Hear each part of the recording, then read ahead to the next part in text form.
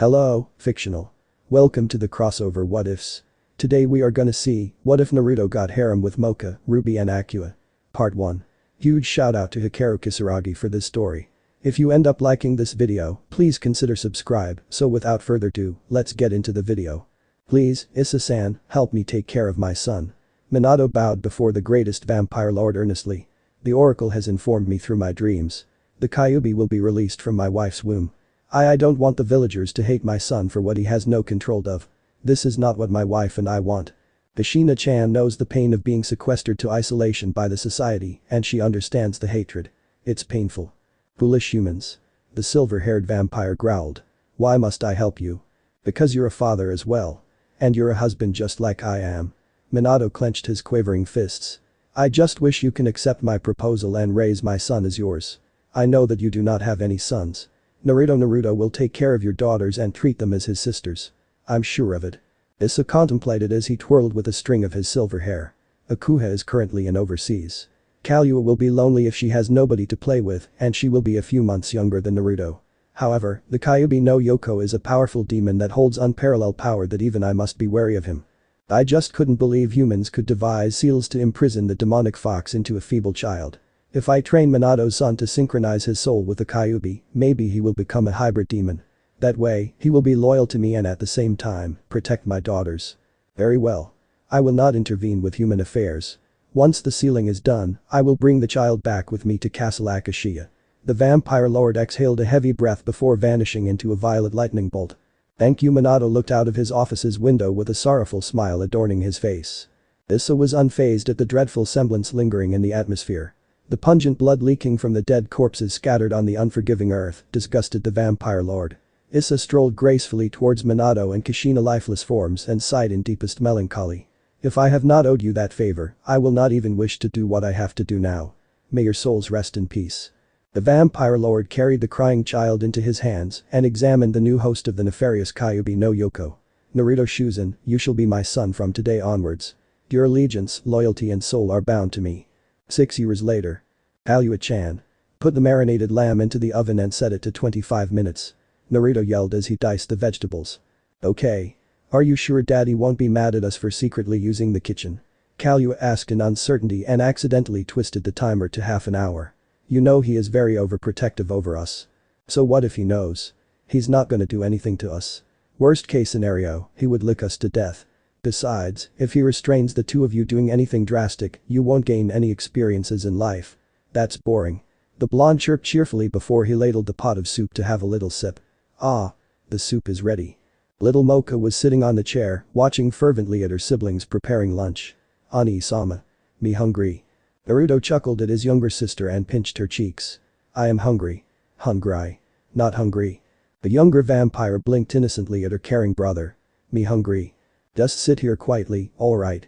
The blonde ruffled his sister's soft silver hair with a smile and returned to work. When Naruto reached his workstation, he heard a painful yelp. Turning his attention to Kalua, the blonde startled in solicitude at her sister's bleeding finger and the bloodied knife lying idly at the chopping board. I cut my finger, Nai-chan. The blonde vampire tried to ease her pain, but to no avail would the bleeding be stopped. Naruto rushed to Kalua's side and scrutinized her wound before sucking her finger. The blonde vampire squealed inwardly but remained a calm composure, she was blushing uncontrollably however. Nai-chan. Naruto kissed his sister's finger and the wound healed miraculously. Here, wash your hands and throw the onions, garlic and potato into the pot. I'll do the chopping. I'm sorry I'm just so clumsy. It's alright. Don't blame yourself, Kalua-chan. It's not your fault. I cut myself all the time. Naruto flashed a toothy smile at his sibling before taking over Kalua's job. The blonde vampire nodded enthusiastically and skipped towards her next allocated destination. Momentarily, the blonde felt somebody tugging at his pants. Naruto paused and tilted his head downwards, only to see little Moka gripping his trousers tightly. Me want help. Me want help. You want to help, huh? Naruto chuckled benignly as he hoisted his sister and situated her on a bench. The blonde proceeded in placing a few plates on the table. I'm planning on making spaghetti with those pre-made pasta. But since you're being such a little angel and wish to help, I need you to help me mix the flour with this dough and mold it until it is soft. And then you squash the dough so it becomes flat. Very flat. Lastly, you insert the flat dough into this. Naruto rummaged the kitchen drawer before picking out a pasta machine. The blonde demonstrated several techniques for the imminent procedure to his younger sister before handing the dough to Moka. Think you can handle it? Yup. Good girl. Moka giggled jubilantly at her compliment before staring puzzlingly at the dough. The little vampire held the chunk of unknown in her hands before dropping it on the tray of flour and started laughing lively at her accomplishment. Naruto walked back to his station and tossed the diced vegetables into the boiling soup. Are you sure Moka-chan knows what she's doing? Kaluuya shifted sights and chuckled nervously at her little sister, punching the dough senseless. Everybody needs to make a start one day. Naruto hummed a happy tune and washed his hands. Don't overcook the lamb. It tastes nasty if you overcook it. Remember last week you tried to cook the lamb? It caught fire and we missed lunch. I know what I'm doing. Kaluuya pouted. She didn't realize she had set the timer for an hour. An hour later. Issa was in his extravagant study chamber, tending to his paperwork when he smelled the revolting aroma of overcooked lamb. Darn it. They are cooking in the kitchen again. That only mean I will miss my lunch. This is not happening. Naruto. The blonde perked his head up and cringed fearfully at the blare of his father's voice. Ah. That's the signal. What signal? Kaluuya queried quizzically. The lamb is overcooked. Naruto deadpanned. The blonde vampire shrieked aloud before opening the oven and coughed ferociously at the emitted smoke. Oh no. The lamb. Hastily, Kaluuya tried to save lunch and reached out to grab the burning tray, only to forget that she didn't wear any gloves. The ditzy vampire cried as she dropped the heated tray of charcoal abomination. Kaluuya wailed in a mixture of shame and affliction at her failure to produce decent food once again. I'm so useless. I can't do anything right. The blonde vampire ran comically into her brother's embrace but tripped at her own footing before reaching to Naruto. Reacting to impulse, the blonde ghostly appeared beside his falling sister and caught her in the nick of time. You okay, Kaluuya-chan? Nai-chan. Kaluuya burst into tears and sank her fangs into Naruto's neck. The blonde winced in pain. What are you doing, Kaluuya-chan? The ditzy vampire sighed in contentment as she removed her lips from her brother's neck. I'm having lunch. I'm not your lunch. But I destroyed lunch. Kaluuya wept. We can always recook it. What did I say about not drinking my blood whenever you desire? Kaluuya pouted and showcased her glorious puppy eyes technique to her brother. But you love me, right? Nai-chan. Always using that stupid technique. Of course I love you. Naruto. The door slam opened and the seething vampire lord emerged from the darkness. What have you done to lunch? Upon hearing Issa's enraged roar, Moka jolted in fright before crying aloud. The silver-haired vampire lord panicked and darted to his daughter's side. Moka. I'm not shouting at you. Please don't cry. Your mother will be angry at me if you. Naruto tapped his father's shoulder with a malevolent smirk tugging at his lips. Hey, let's make a deal. I calm Moka-chan and you won't get mad at me. Or what? Issa growled in umbrage. Or I tell mom about your dirty little secret. And it involves with some magazines and a bunch of crumpled tissue papers. Deal. Issa gulped in consternation before mumbling incoherently under his breath. Ungrateful brat. The blonde strolled towards the weeping Moka while whistling a leisure tune before patting his sister's head affectionately. Moka-chan, let's go to the dog farm. I promise you that I will get a dog for you and Kaluuya-chan, right? It was phenomenal. One moment the silver-haired young vampire was crying and instantly she stopped her outburst before giggling vivaciously at her benevolent brother. Okay. Me want see doggy. Naruto carried the little Moka behind his back and seized Kaluuya's wrist before hopping away merrily. See ya, dad. Have a nice day. Oh, watch out for the soup. Issa turned his attention to the violent pot beside him. As if on cue, the soup erupted and drenched the vampire lord. Issa was trembling in utter anger as he removed the carrot away from his precious silver hair. This humiliation non-Naruto. The dogs winced frightfully before the malicious presence of Naruto. Kaluuya and Moka were assaying and cuddling random dogs while their older brother stood behind them, watching attentively at all the dogs in the kennel. It seems the dogs are afraid of you, Nai-chan. Naruto shrugged nonchalantly. It's only natural. Ani-sama. Me want doggy. The blonde ambled forward and surveyed a golden retriever disinterestedly before pointing a lazy finger at it. How about this puppy over here? It's not afraid of me. Does show some guts to it. Moka stroked the soft fur of the puppy and smiled joyously. Okay. If Ani-sama want this doggy, me want this doggy too. Kaluuya stood beside her brother and giggled. We need to get a name for the dog then. How about Max? So cliché. Kaluuya whined. I was thinking Pity Potter. Too long for a name. Naruto rolled his eyes. Let's call it Budo. Moka blinked at her siblings. Budo? Naruto twisted his sights at Kaluuya before shaking his head disapprovingly. Nah, weird name. Let's just call it Max. Shilishler. Kaluuya countered. Budo. Moka interjected childishly. Max. Mickey Mew. Budo. Max.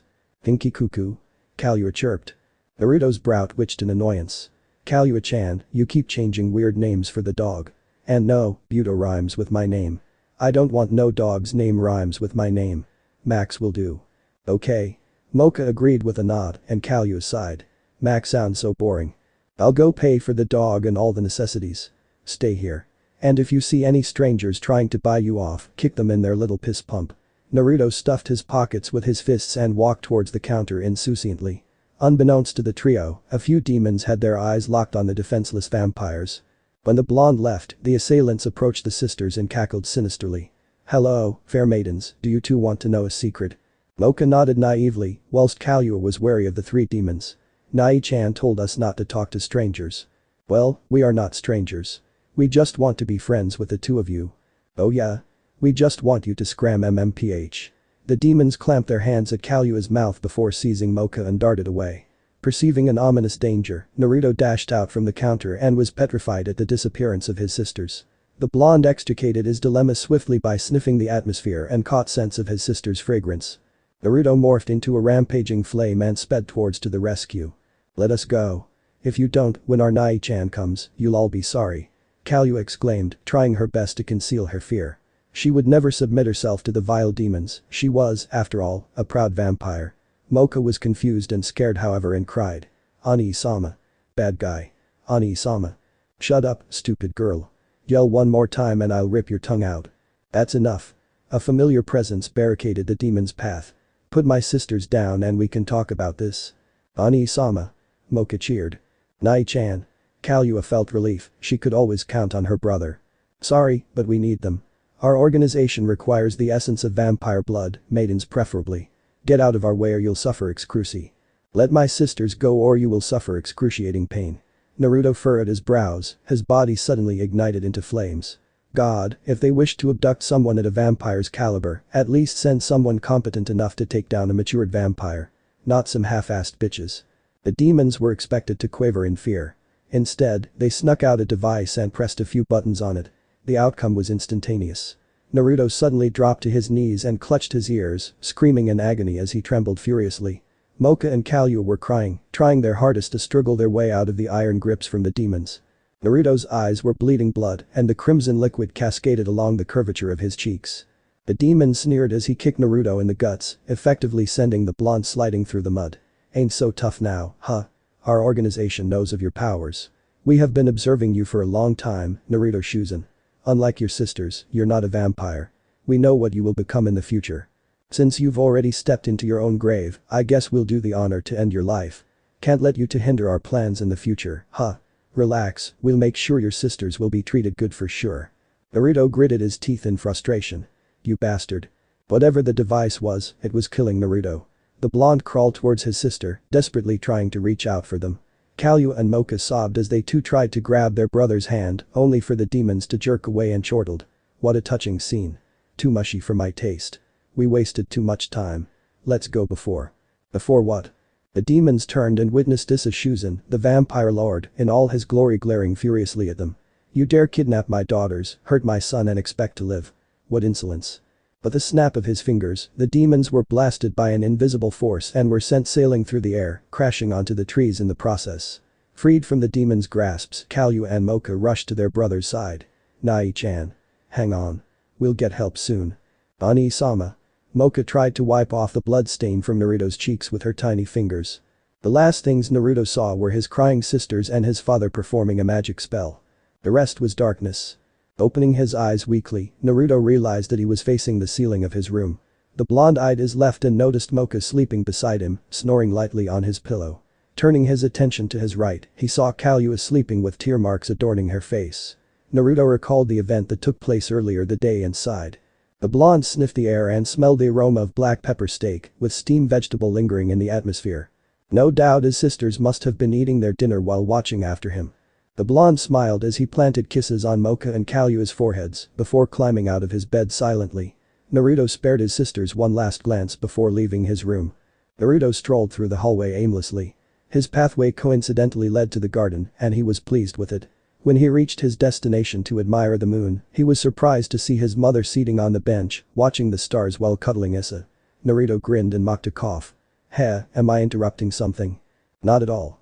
How are you feeling, dear? I heard you risked your life to save Moka-chan and Kallua-chan. You're very brave. Akasha smiled. They're my sister. I will sacrifice everything for them if I must. Naruto plucked a white rose and smelled its fragrance.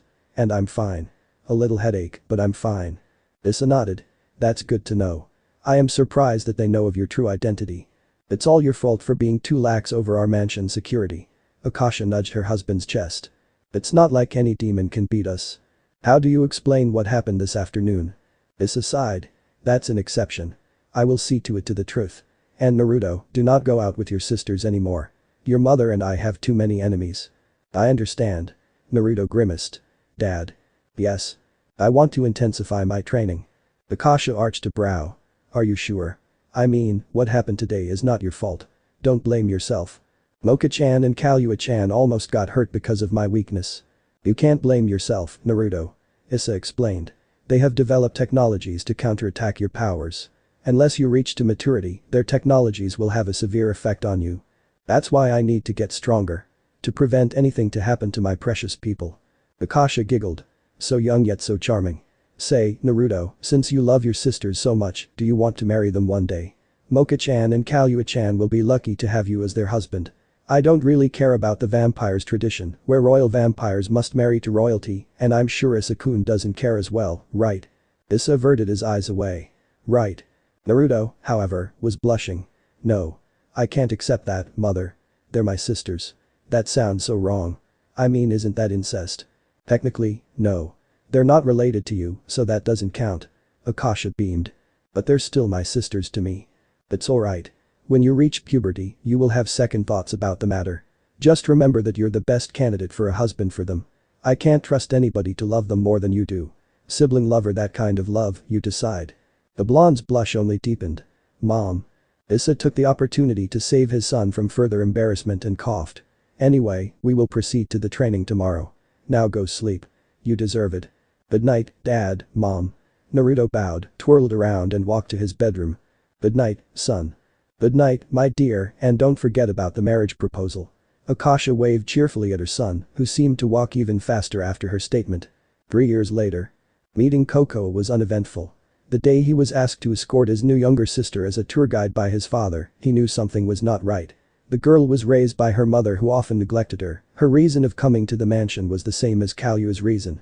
They both shared the same mother and their mother cared about her looks more so than her own daughters.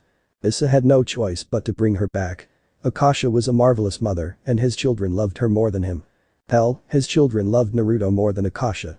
Issa spent several days in a sulky corner, mumbling about ungrateful brats and unloved father repetitiously. 2 years ago. You must be Kokoa-chan, right? Naruto smiled. That's me. Who are you? The girl's haughtiness was palpable. You're not a vampire. Where are my siblings? Where's father? Are you my servant? Firstly, I'm not your servant. I'm your brother. You will learn to respect that, understand? Naruto's serious look of death perturbed the girl and she nodded her head hastily. Secondly, you're right. I'm not a vampire. And thirdly, Moka-chan and Kallua-chan are waiting anxiously for you in the living room. Come. The blonde gripped the girl's hand gently and escorted her to the living room. Throughout their journey, she was studying him curiously. Naruto noticed her stares and glanced at her way, only for her to look away quickly. When they reached to the main hall, Naruto was tackled by a silver blur. Ani-sama. You're back. Can you train me? Naruto chuckled as he hugged Moka. Sure. But first, meet our new addition to the family. Kokoa Shuzen. The silver-haired vampire stared at the girl impassively and introduced herself. I'm Moka. I'm Kallua. I'm sure mommy speaks a lot about me. The blonde vampire beamed. Kokoa arched a brow and responded with a tone of arrogance. Who are you? Mother never mentioned anything about someone called Kallua. Oh well, it's not like she mentions anything to me anyway. Weird name, by the way. The girl was whacked on the head by her rudeness. Kokoa tilted her head and nursed a comical bruise atop of her head and glared daggers at the culprit. How dare you? You dare hit me? A royal vampire? You're not even a vampire, you inferior buffoon. Moka and Kallua gasped. The truth was Kallua felt hurt at Kokoa's words, her mother had really abandoned her. Naruto narrowed his eyes to vicious slits as he radiated a sickening murderous aura. Firstly, we are family. No matter what, you will not be rude to Kaguya-chan. Do you understand me? Kokoa gulped. And secondly, I may not be a vampire, but that doesn't mean you're stronger than me. It's true. Moka exclaimed. Nobody can beat Oni-sama except mother and father. Ha! Kokoa pointed an accusing finger at her sisters. It's most likely because the two of you are weak. You're not fit to be my sisters. The entire hallway was flooded with killing intent and Kokoa collapsed onto the ground, panting tediously. When she looked up, Naruto was staring at her with his demonic crimson eyes. Apologize to your sisters, now. Sorry. Sorry to whom? Naruto beeped an eyebrow as his eyes remained a dangerous glint. Sorry Moka One-sama Kaguya One-sama. Kaguya ran to her youngest sister's side and embraced her tightly. Nai-chan, there is no need to scare her. She's only a child. Naruto closed his eyes and sighed. Child or not, she will understand humility. Doesn't mean you're a vampire, you can act high and mighty to me. They are your sisters and you will acknowledge that. You're now one of us. I will protect you with the best of my abilities, but I can't do that unless you accept me as your elder brother. When you come to respect that fact, you can come and talk to me. Now, Moka-chan, let's go to the training field. Kaguya-chan, can you take care of her? Kaguya nodded and smiled at Kokoa. Come, I'll show you around. And don't mind Nai-chan. He cares for all of us, really. Moka gripped Naruto's hand and started skipping to the training field, dragging the blonde away. Kokoa was still stuck in stupor. He's a monster. He can be if he wants. But Nai-chan truly cares about us and I'm sure he has no intention of hurting you. You'll get to know him well if you can try not to get to his bad side. He's actually very overprotective of us. Oh well. Let's go see your new bedroom. It will be so exciting. Kaguya laughed bubbly and brought Kokoa to their new destination. Present. Ever since that day, Kokoa had become clingy to Naruto, much to his displeasure. Standing before him were Moka and Kokoa who were wielding a claymore and an axe respectively. Kaguya was sweating as she sat on the bench, being the sole audience of the match. Naruto dug his ear insouciantly and huffed. Are you two going to just stand there and do nothing? It's getting boring here. The two girls screamed out their war cry and charged blindly at the blonde. Naruto grinned as he evaded Kokoa's attempted slash and purposely lashed a foot out. The redeed tripped and fell onto the floor pathetically. Moka learned of her younger sister's mistake and leaped to the sky. Naruto brought a hand over his eyebrows as he sighed melodramatically. Moka was descending at an unbelievable velocity. Nevertheless, the blonde dodged the blow effortlessly. The silver-haired vampire spun around and sliced her elder brother, but to her dismay, Naruto was standing behind her. Before she could retaliate, the blonde swept Moka's feet and the girl tumbled to the ground. Naruto yawned and ambled towards the cheering Kaguya. Better luck next time. I'm not done yet. Kokoa stood up gingerly, seized her axe and charged towards Naruto. Adroitly, the blonde snatched Kokoa's wrist and threw the axe away. You've lose, Kokoa-chan.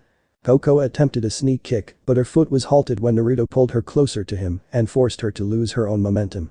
Moka took the opportunity of her elder brother's distracted state and snuck behind him. She failed when Naruto suddenly vanished and manifested his frame behind her. Moka knew of her brother's teleportation skills and swiftly threw her blade at him. Naruto didn't dodge though. At precise timing, Naruto kicked the tip of the charging blade and the claymore flipped into the air. Quickly, the blonde snatched the hilt of the claymore and the sword belonged to him. The both of you lose. I have a weapon and one of you don't. This match is over. Why do you throw the claymore at him, One-sama? Kokoa fumed. It's my only chance to win. Moka argued. The two of you lack teamwork. Naruto deadpanned. What can teamwork amount to anything, Oni-chan? Kokoa folded her arms and puffed her cheeks childishly. I don't have two sets of eyes. I can only sense you vaguely if you attack me from the back. If your teamwork skills are great, then one of you will automatically become the distraction and the other aim for the kill. However, the both of you aim for the kill and no one was to do the distraction. In this kind of disarray formation, I can defeat the two of you with ease. Naruto explained while Kaguya brought a bottle of water for him. Naruto wasted no time to uncap the bottle and swallowed the liquid. Who cares about that? 2 against 1 is never fair. If either of us beat you, it means we're the strongest. Kokoa countered. True. Naruto returned the bottle to Kaguya and smiled. The blonde vampire blushed and delivered the drinks to her younger sister while her elder brother continued. However, the two of you cannot defeat me in a fair go. You need to learn to drop your pride and honor sometimes to win a match. Moka sighed as she accepted the bottle of water. At any rate, nobody can catch up to you, Oni-sama. Who knows? The 3 of you are vampires, destined to become one of the strongest monsters in the world. I might become inferior in the future. Naruto grinned. Moka shook her head. No way. Oni-sama is Kyubi. There's no way we can defeat you. That's not true. The Kyubi is once defeated by mere humans. Alua laughed nervously. Perhaps so. We haven't reached adulthood and our powers are still unstable. Once we become stronger, we might be able to beat you then, Nai-chan. Ambitious huh? The blonde vampire blushed. Yeah. We will kick your butt for sure, Ani-chan. Just you wait. Kokoa smirked. Yes, I will be waiting for that day to arrive. Naruto inwardly thought. Not. It was then their dog, Max, barked manically and kept running circles around the siblings. Naruto arched a brow and noticed a disturbance in the force. Someone is coming. Oh? Maxie is scared. But why? Kokoa and Moka brushed the dog's fur, trying to tame their pet's anxiety. I think that would be my fault. A dark cloaked figure approached the siblings slowly. The blonde was scrutinizing the intruder and sniffed the atmosphere. A vampire? The girl stopped in her tracks and bowed at the group. Hello. My name is Issa Shuzen. I just migrated from China to here, so pardon me if I address any of you rudely. You know, cultural differences. Naruto tapped his chin and the proverbial light bulb shined in his head. Oh, yes. Father told me that you will be coming to stay with us. I apologize for my tardiness. Yeah. It's alright, no biggies really. Akua smiled. I'm Naruto Shuzen, nice to meet you. I'm Kalua Shuzen, feel free to ask me anything if you have problems with your stay here. The blonde vampire beamed cheerfully. I'm Moka Shuzen. The girl stared at her elder sister silently. Why am I still the youngest? Kokoa crossed her arm but was rewarded with a light smack on her head. She tilted her head and saw her brother giving her a look. Kokoa sighed and bowed. I'm Kokoa Shuzen and my name doesn't mean chocolate powder. Akua giggled at the delightful ambience of her new family. I'm sure it doesn't. Please take care of me from now on. And you. The elder sister of the family pointed a finger at Naruto. You're not a vampire, are you? You smell like a fox. Yes. Moka nodded. Ani-sama is a fox demon. A very powerful fox demon. Now, I'm not powerful. Dad and Mom are. Naruto scratched his head and laughed heartily. Unexpectedly, Akua stealthy walked to the blonde and leaned against her brother, her arms wrapping around his waist. I'm sure you will take extra care of me, won't you, Nai-sama? Akua's seductive tone sparked jealousy in Kalua, Moka and Kokoa's hearts. Naruto swallowed the nervous lump in his throat and pushed Akua gently away. Of course. I care for everybody equally. That's good to know. Come. Show me the mansion and my bedroom, will you? Akua lowered herself to grab her suitcase, but she was surprised when Naruto had already held it for her. I'll carry it for you. After all, being a brother means being a servant to all of you. How sweet. Akua gave a quick kiss to her brother's lips and skipped enthusiastically into the mansion. Perceiving the fact that nobody was following her, Akua turned around and arched a brow at Naruto's dazed form. What's wrong? Are you going to let me wander in the mansion alone? I might go into the wrong room, you know. I am sorry. Allow me to escort you in. The pair entered into the mansion and Akua purposely held onto Naruto's hand. Meanwhile, the other sisters were burning with rage. Moka and Kokoa were about to relinquish their untamed anger but stopped when they saw Kalua picked up a nearby axe and started swinging ferociously and randomly at the bush. They swore they saw blazing inferno igniting in Kalua's eyes as she went into rampage frenzy, trying to cut anything down in her path. Kokoa leaned towards Moka and whispered. Hey, has Kalua Wani-sama been this scary before? No. The two girls stood there and watched their once optimistic and kind sister transforming into a devil as she kept slicing the bush into non-existence. Moka and Kokoa gulped, their sister was superbly strong. And their father would have to pay to rebuild his garden. So, are you three homeschool or something? Akua queried. Yes, kind of. Dad forbids us to leave the mansion and employs a teacher for us. It must be very tiring for you then. Not really. Once you get used to it, it is pretty much a routine. In the morning, I have to prepare breakfasts for the girls. They prefer my cooking than the chefs here. In the afternoon, we attend classes at home and afterwards, Moka-chan and Kokoa-chan want to spar with me and Kalua-chan simply watch. She abhors violence with a passion and prefers to stay on the sideline. She's very strong actually. At night, Kalua-chan and I have to make sure the girls do their homework and we discuss work together. You can say we spend most of our time together. Wow, I'm sure the four of you are very close. I'm jealous. Akua smiled sadly at the blonde. My mother died when I was very young and I have to live with my aunt. She isn't a very nice person. I see, but that's in the past now. You're our sister now. I'll protect you, believe it. Protect me? Akua giggled. Can you? Who knows? We've reached your room. It's right beside mine. Naruto opened the door and led Akua to enter. The girl smiled as she explored the room. It had a rather exquisite taste, like a princess's room. I prefer a simplistic-looking room actually. I'm sorry, but we only reserve the best for our family. Naruto smirked as he situated the suitcase on a corner. If you have any problems, just knock on my door. Akasha mysteriously appeared behind the pair and coughed for attention. Naruto and Akua spun around and greeted the beautiful woman before them. Hey mom. Hello, my dear. And hello, Akua-chan. Do you like your room? Akua smiled. Too nice for my taste, but still acceptable nonetheless. That's great. Come, your father want to meet you. When the pair entered the main hall, there were a crowd of vampires gathering around. Standing in the crowd was the silver-haired vampire lord Issa, tending to his guests. Naruto gripped Akua's wrist and noted that she had a smooth complexion, but shoved off that thought and whizzed her through the crowd to the table decorated with food. So, what do you like? Yeah. Of course I prefer Chinese food. I lived there all my life. But a little change in cuisine might do me good. Akua blushed when she noticed that Naruto was still holding her hand unconsciously. Indeed. Naruto took a plate and grabbed heaps load of food on it. Here. You will love all of them. Oh. Ramen. The blonde hopped to the gigantic bowl of ramen with drools dripping from his lips. Ramen. My precious. Akua hid her giggle at Naruto's childishness. Turning around, she saw her sisters, who were all wearing dresses, approaching her. Akua felt like an eyesore to the grandiose celebration party. She was the only one wearing all black, even Naruto was wearing orange jacket and something decent for the party. She did perceive the murderous aura emitting from her blonde sister and smirked. Akua had probably stolen Naruto's first kiss, and she knew Kallua had secretly desired to be their brother's first. Nevertheless, Akua smiled sweetly at her sisters. Hello, it is nice to see you three again. Yes, it is. Kallua pulled up a fake smile at her elder sister. Are you enjoying yourself? I am. Nai-sama has been a very good host to me. Right, Nai-sama. Akua turned her attention to Naruto, which subsequently, the girl switched sights at their brother and saw the blonde inhaling his ramen indignantly. He's a glutton, isn't he? Akua chuckled but regained her expressionless state when Kallua strolled towards Naruto and grabbed the bowl of ramen, effectively stopping Naruto. Nai-chan, it is not healthy for you to eat so fast. Besides, we're in a party, manners are appropriate. Sorry about that. But I love ramen. Can't help it. I'm sure you do. Here, let me feed you. Kallua picked up a chopstick and blinked. Say ah. Naruto opened his mouth and was fed happily by Kallua. Akua was seething, trying her best to suppress her anger when she caught sight of Kallua's quick victorious glance at her. Without hesitation, she marched towards Naruto, grabbed a cup of orange juice and smiled beatifically at the blonde. Nai-sama, you must be thirsty. Here, let me feed you. It's alright, I can help myself. Oh, no, no, no. It's the least I can do. Akua gently placed the edge of the cup on Naruto's lips and the blonde drank the juice in delight. There you go.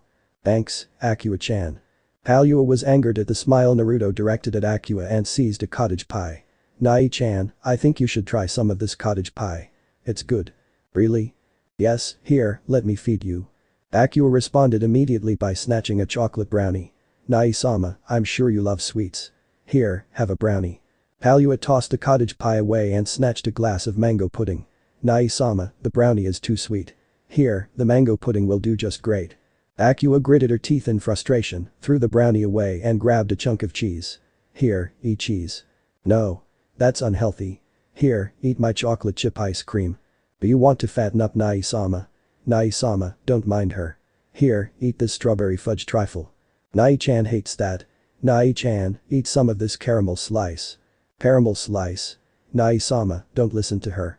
Guava-flavored snowballs are the best. Snowballs? Don't be silly. Nai-chan, eat some of this watermelon-flavored yogurt. Try this berry tiramisu. Chocolate mousse. Cheesecake. Sticky date pudding. Passionfruit syrup waffles. Almond cake with poached peach. Stop. Moka and Kokoa pulled their sisters away, who were ignorantly unaware that they're stuffing and choking Naruto. When they've regained back their senses, they were startled that the blonde was in a coughing fit. Akua and Kallua knelt beside their brother and patted his back. It's all your fault Nai-chan is coughing. No. It's your fault for stuffing Nai-sama's face. No. It's… Silence. Issa bellowed, alerting the siblings in the process. What in the world are you two doing? Can't you behave yourself? We have guests. Akua and Kallua shrunk at their father's rage. Issa calmed himself and announced. As you have all known, my eldest daughter has decided to join our family. I have opened this party to celebrate our family's union. And to determine Akua's strength, can you please step forward? Akua obliged, but before she went to the stage, she shot Kalua a nasty glare. Kalua, please come to the stage as well. The blonde vampire trailed after Akua. The two of you shall fight. Showcase your ability to our guests. Make me proud, my daughters. Now, fight to the death. Akasha glared intensely at her husband, and Issa swallowed hard. Fight till you drop. His wife's glare magnified tremendously, and the vampire lord was sweating bullets. Just fight. Akua cracked her knuckles and grinned predatorily. Forgive me if I accidentally break your neck. Kalua cracked her neck and flexed her fingers. Please do forgive me then if I accidentally kill you. Begin. Akua clenched her fists and charged forward. Do me a favor and die. Kalua jerked her fist backwards and bellowed. You're the pest. Meanwhile, Naruto was wiping off the food stain from his jaw and sighed as he watched the battle. His sisters were radiating murderous aura, and surprisingly, he had never seen Kalua's ferocity before. The blonde growled as he snapped his glare at his father, and Issa was grinning anxiously at the sight of imminent bloodshed. What the hell is dad doing? They're really trying to kill each other. Moka and Kokoa were petrified by the sheer power emitting from their elder sisters. Kalua was a bubbly individual with everlasting optimism, not a furious barbarian fighting solely by ruthless instincts. Akua might be enigmatic, but her prowess was unbelievable. The two younger sisters had to admit their elder sisters outmatched them in all ways. Akua ducked an incoming fist, seized Kalua's arm swiftly and threw her across the room. Unexpectedly, the blonde vampire jammed her legs into the ground, halted her momentum and dashed towards Akua. The elder sister grinned predatorily and ran forward. Momentarily, Naruto felt a horrendous bloodlust emanating from Akua's sinister pair of eyes and gawked. Oh shit. Channeling pure energy into her hands, Akua thrust her appendage forward. Kalua strengthened the force of her fist with an abundance amount of her demonic power and launched her assault. Before their monster strengths clashed in collision, Naruto manifested his frame between the two combatants and adroitly caught both of their devastating attacks in firm grips, resulting in scattering ripples of aftershock resonating throughout the entire main hall. Akua and Kalua gasped as their killing intents dissipated, their brother's frightening glares perturbed the sisters tremendously. Nai-chan. Nai. What are you doing? Akua blinked as Naruto's stare switched his attention sharply at his father. Those attacks are deadly. Why didn't you stop them, Dad? Issa averted his guilty pair of eyes away and coughed. Thanks for coming. I appreciate all of your participations greatly. My men will escort all of you to the exits. Good day. Swiftly, the vampire lord disappeared hastily. Naruto sighed and examined Akua and Kalua's wounds. Let's leave this place. I'll heal your injuries in my room. The blonde dragged his sisters with him, and Moka and Kokoa followed quietly behind. Akua couldn't resist her temptation to blush at the sight before her. Naruto was kissing her sore arm and miraculously, her wounds healed. Naruto applied ointment on her injuries and wrapped a white strip of bandage around her arm. Kalua was in the same conundrum as her elder sister, her cheeks were heated a vibrant pink throughout the entire procedure of her elder brother's delicate care. Naruto sighed as he eyed his sisters who were seating on his bed quietly. Would you mind telling me why are the two of you trying to kill each other just now? Kalua protested. It's in our blood. We vampires are supposed. That doesn't mean anything. Naruto interjected firmly. You two are sisters. There shouldn't be any animosity between family members. Now apologize to each other. The two sisters were reluctant. No, but or I'll spank your butt. Apologize. Akua sighed and shifted sights at her younger blonde sister. I'm sorry for saying those hurtful words. I am sorry as well. Kalua looked down at her feet. There, now we're all friends. You two are the eldest of the sisters and the role models for Kokoa-chan and Moka-chan. If there are tensions between the two of you, the rest of the family won't be happy too. Let's reach a mutual understanding. We're family after all. We should cherish each other. Right. Naruto smiled benevolently and kissed his sisters' foreheads. I've to go. Meet you two at dinner. Within seconds, the blonde erupted into a dissipating flame. A few hours later, Naruto Shuzen was seating in his father's grand studying room, participating in a heated yet quiet glaring contest with the silver-haired vampire lord, Issa Shuzen. They were twirling with a lock of fringe from their hair and were boring each other with their melancholy expression. So let me sum it up, Dad, you're saying that the reason why Akua-chan is moving in is because she's a ruthless assassin trying to dominate the demon world. You do know that you're putting us in high danger, right? Calm down, Naruto. You're just being paranoid. I'm sure she'll understand the rules of the palace in no time. Issa studied his nails, clearly uninterested with the dire situation at hand. Are you out of your mind? Do you want to wait until she tries to kill us all, then you'll make your moves? Naruto slammed his palm onto the antique table and objected. You need to give me a valid reason to convince me, Dad. Issa sighed. I know I'm not the best father in the world. You don't say. The blonde rolled his eyes. Shut up and let me finish my statement. You're ruining the mood. Sorry. Naruto deadpanned. Anyway, as I was saying, I'm not the best father in the world. I know that. Akua's violent deposition is partly my fault as well. How curious. I thought someone once said that a vampire is destined to be a bloodthirsty warrior. Aren't you very contradictive? Alright, fine, I'm a goddamned hypocrite. Satisfied. Naruto grinned victoriously. Very. Move on. Ungrateful brat. Issa mumbled incoherently under his breath and huffed, adjusting his tie and regained his composure. My point is I want to help her, and I will need your help. She is, after all, a Shuzen. I have heard rumors all over China that she's dangerous and she has been living her life as a mercenary for years. I wish to bring her to Castle Akashiya so she can change for the best. Naruto arched a brow. Why didn't you do that in the first place? There are complications. The blonde gave his father a suspicious look and Issa sighed. Fine. I'm a powerful vampire. I'm lonely. I'm desperate for a shag. Okay. Too much information. Just tell me your sob story without scarring the rest of my life. Issa swirled his glass of wine and stared at the crimson liquid. Akua's mother is a very delicate woman. She resembles Akasha a lot. But she's frail and weak, even when her veins flow the blood of a powerful vampire. I met her decades ago and it just happened. When Akua is born, she leaves me and returns back to China. She has even taken in Akua's custody and there is pretty much nothing I can do. I only found out recently that she had passed away a few years ago. So? Issa intertwined his fingers together and rested his chin on the base of his conjoined hands. The seriousness of his demeanor was palpable. I want you to open Akua's heart for you. Naruto blushed uncontrollably and stammered. What are you suggesting, Dad? You want me to be her boyfriend or something? That's outrageous. No. The vampire lowered beat to perplexed brow before his expression transformed into a dangerous smirk. But if you insist to have an intimate relationship with any of my daughters I will skin you alive, burn you in hot magma, and cut off your limbs slowly and painfully. I don't care what Akasha thinks, but I do not permit such actions. They will stay as fair maidens until I deem their mates worthy to become my sons-in-law. Am I clear? Yes, whatever. It's not like I'm interested in my own sisters anyway. Keep telling yourself that. When you reach puberty, I assure you, things will change. Issa softened his gazes at the blonde. Look at it at her perspective. She's a child trying to defend herself in a cruel world. You cannot blame her entirely for her ruthlessness. It takes a bloodthirsty monster to live in a bloody world. And now I have the opportunity to provide her a safe haven where she can be nurtured for the best. I don't want her to end up becoming a mindless monster. She is my daughter after all. I understand. I'll try my best to get to know her better. Naruto sighed and wrestled himself tiredly to a standing posture. Any more else things to say? Tomorrow's training is at 7. Don't be late. Good night. Understood. Good night, Dad. The blonde shut his eyes and vanished into a swirl of tyrannical wildfire. Issa sighed and disappeared into a mirage of a thunderbolt. They didn't realize that Akua had been listening to their entire conversation outside the door for the whole time. Next morning. Akua jolted up from her bed in fright. Her nightmare had never failed to scare her every night.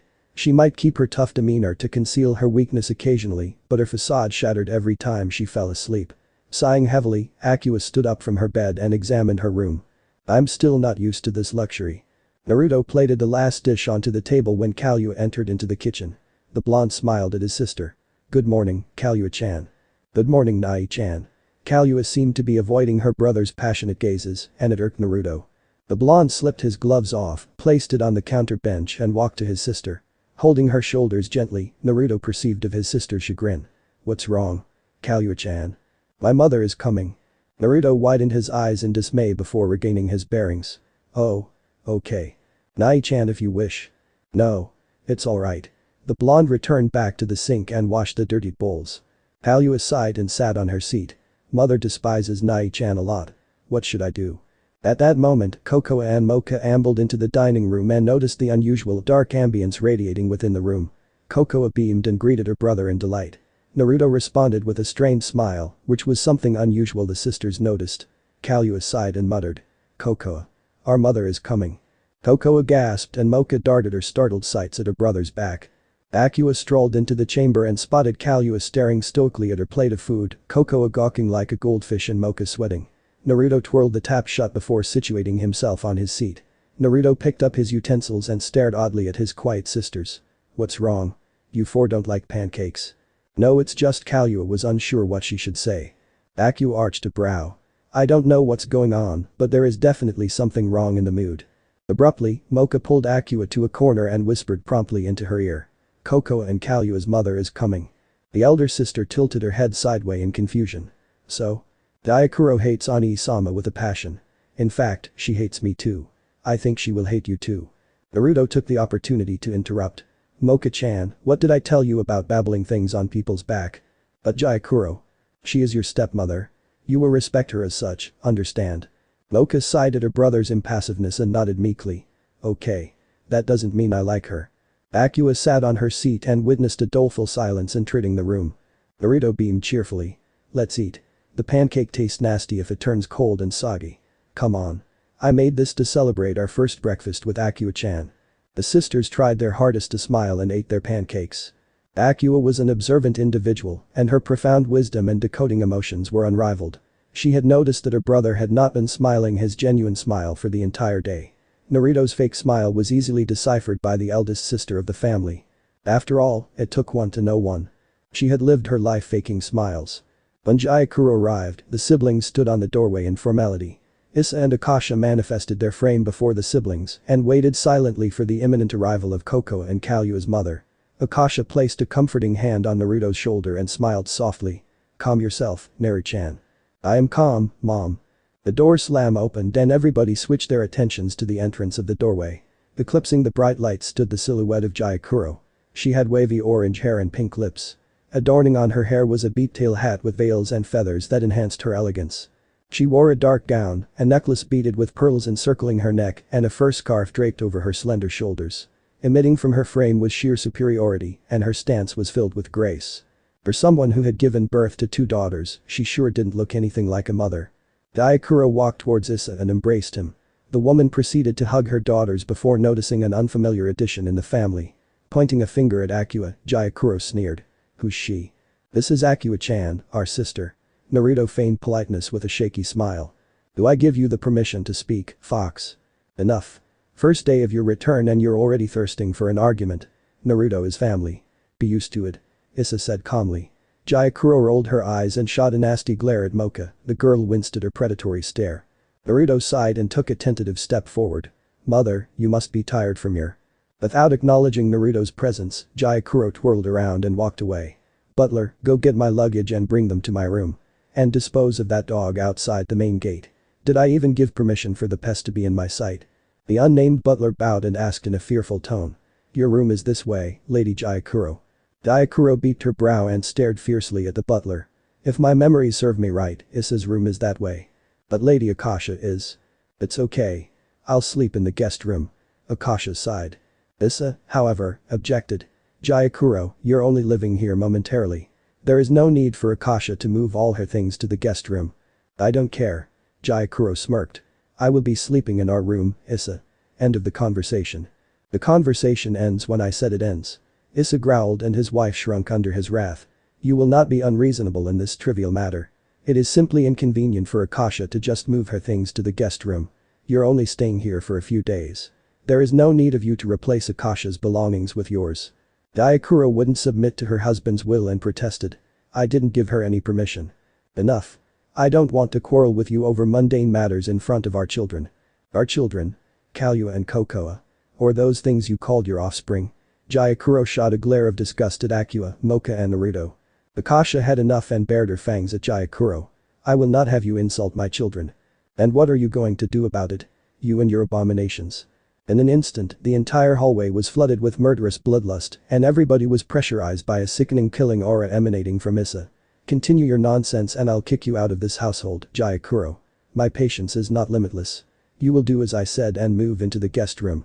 But I'm your wife, Issa. Why do you care about her and those things? Kokoa and Kalua are your children. Kokoa and Kalua are my children. Issa deadpanned.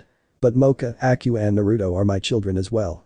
If you wish to reprimand others' demeaning quality, perhaps you should ask yourself. Have you done your duty as a mother? Yes, I have. If you believe you have, I have nothing to say. Do not cause any unnecessary ruckus anymore. Issa swirled around gracefully and left the chamber, leaving a seething Jaikuro to glare intensely at Akasha. A few hours later. Akua took a sip from her glass of orange juice and arched a perplexed brow. Is her bitchy side her true personality, or is her bitchy side for show? I'm afraid it's the former. Naruto leaned against the dining table and crossed his arms. Jaikuro hates me more than she hates Moka. So why are you afraid of her? I'm not afraid of her. Naruto averted his eyes away. Stop lying. Your heart is beating hell fast. You are definitely nervous. I just don't like to get close to her, alright. Most of my unwanted memories happen to be involved with her. Naruto sighed heavily. She's going to stay here for a week. You have to face your fear. Akua spoke softly before strolling to the exit of the kitchen. At any rate, I'm going to explore the mansion a bit. Engrossed in her conversation with her brother, she didn't realize she had bumped into someone. Akua yelped and noticed her glass of juice was empty. Naruto, however, was horrified. Akua just spilled her juice on Jaikuro's dress, albeit unintentionally. The elder vampire was fuming in exasperation as she growled at Akua. You little trash. Look what you've done to my clothes. This is expensive. Jaikuro raised her hand to slap Akua, but was stopped when Naruto animated his frame before Jaikuro for intervention and caught his stepmother's wrist. Did I give you the permission to touch me, you filth? Naruto recoiled and bowed. My deepest apologizes, Lady Jaikuro. Akua is unfamiliar with the rules of this household. Please forgive her. Jaikuro huffed and folded her arms. Forgive. Issa opens a party for her, and yet she has the nerve not to invite me. What impudence. As I have said, Lady Jaikuro, she isn't familiar with the rules of this household. She is not familiar with her relatives as well. Please be reasonable. I did not give you any permission to speak, trash. Jaikuro pushed Naruto aside and snarled at Akua. You little puny twerp, you've just ruined my favorite gown. You will pay. Naruto stood in front of Akua protectively and lowered his head. Lady Jaikuro, please vent your anger on me. Akua-chan is just. Silence. Jaikuro backhanded the blonde and Naruto sailed across the kitchen, crashing through the cabinets. Akua gasped and ran towards her brother. Narunai. What are you doing? I can handle this. Naruto seized Akua's arm and effectively stopping her from confronting the stalking Jaikuro. Don't do it. The blonde struggled to remove himself from the crater on the wall and knelt before Jaikuro. Please leave Akua-chan out of this. As her brother, I am willing to shoulder all the blames for her. The diabolical grin tugging on Jaikuro's lip widened in magnitude. Good. Then you can suffer twice the pain for her, you garbage. Morphing her hand into a whip embedded with sharp thorns, Jaikuro whiplashed her demonic arm at Naruto and slashed at the blonde's chest. Akua cried before darting towards Jaikuro, only for Naruto to stop her. The blonde shook his head hastily at Akua before replacing his frowns of agony to an uneasy smile. It's okay, I'll deal with it. Akua could only stood there and watch the malignant vampire elder torturing her brother.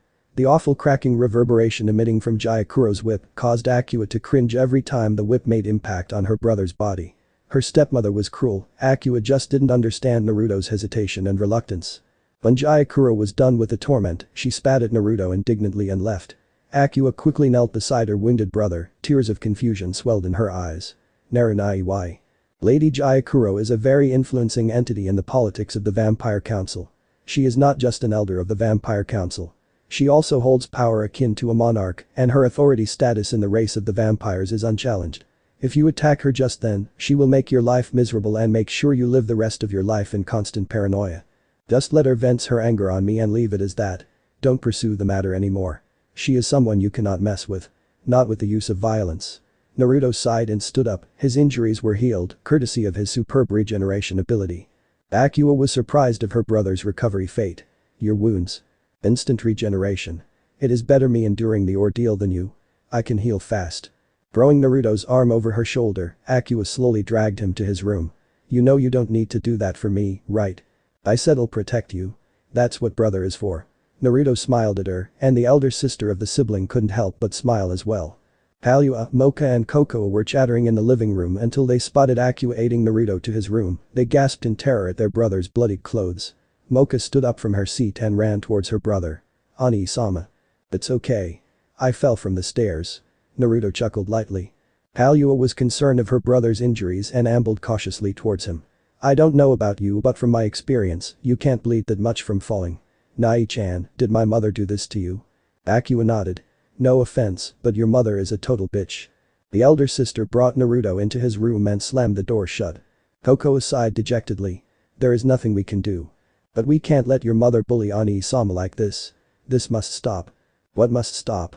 Moka widened her eyes in trepidation and slowly turned around, only to meet the furious gazes of Jauro. Akua was wiping off the blood from Naruto's surprisingly firm torso with a towel. I still don't understand. She is your stepmother. Why is she doing this? Because she hates everything. Simple as that. The blonde sighed. Let us just forgive and forget. No. Akua concluded. This matter won't rest until someone does something about it. Akua-chan. I don't understand, Narunai. You're not helpless. Why are you allowing that woman to push you around like this? The blonde smiled sadly. Because I'm not truly dad's son. I'm adopted. I am, after all, a fox demon. The Kyubi no Yoko is famed as the Hell's Inferno conqueror. His power in controlling flames is unsurpassed. You are not just a mere fox demon. Akua softened her gazes at Naruto. You're the reincarnation of that almighty being.